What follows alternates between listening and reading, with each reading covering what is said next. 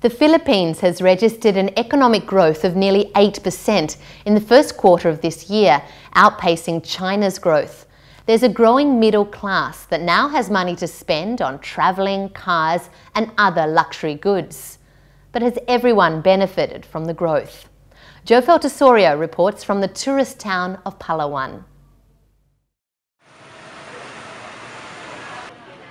More than 1 million tourists a year visit Palawan's capital, Puerto Princesa City. They used to be mainly foreigners, but in recent years, things have changed. Maganda ang negosyo ng pagdating sa accommodation. Karamihan ng aking mga bisita ay hindi lang mga foreign, kundi mga lokal na tourists at ang mga representative ng mga kumpanya on business trip. Masasabi ko na 60% ay mga lokal, mga Pilipino at 40% or 40% ay mga foreign na turista galing sa iba-ibang bansa. Neil Guarino has been guiding tourists here for 3 years and says the new local breed of travelers has money to spend. So far, the biggest tip I received is not from a foreigner but from a Filipino. They're very generous at kung kahit yung mga iba na hindi sila nakakapagbigay sa'yo ng cash, they will give you something in kind like pasalubong o kaya t-shirt o kaya yung binili nila na galing din naman na produkto dito.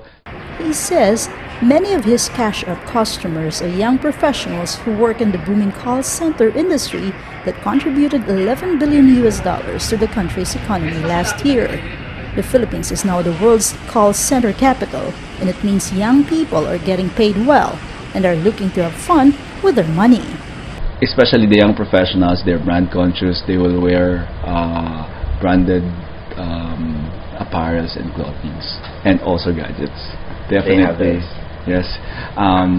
Mga magagandang camera, mamahaling camera, of course, mga cellphone and tablets they think it's a must even in travel. Helen Donesa Cibalio is a part of the new middle class. She is a daughter of a teacher and a private employee.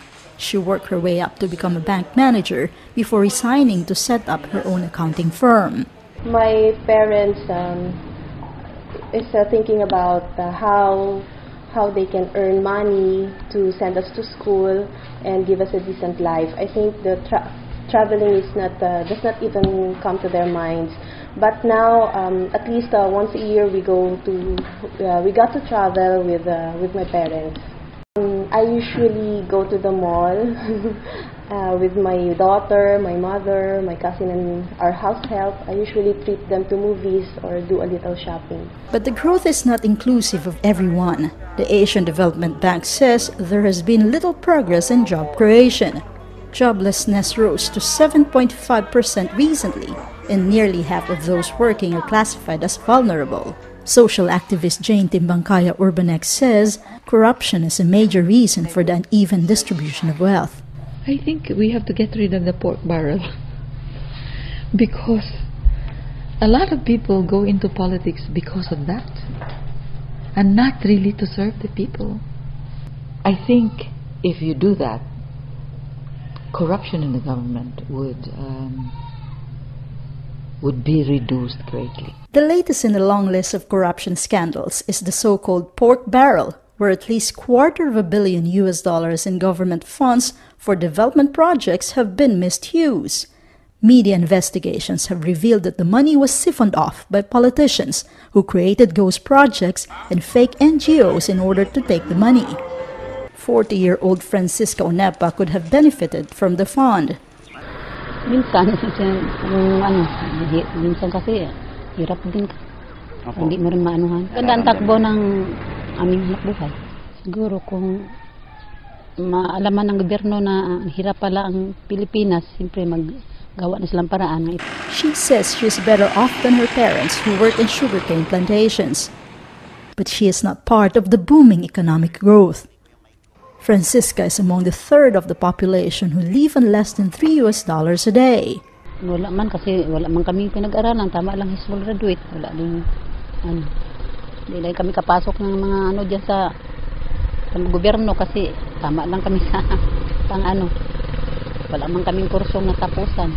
The government initiated a cash transfer program that grants poor families between $11 to $32 a month on condition that parents send their children to school and have their health regularly checked. It's hoped that through this program, Francisca's children or grandchildren will join the growing middle class in the future. With Ariel Carlos from Palawan, Philippines, this is Jofelle Tesorio for Asia Calling.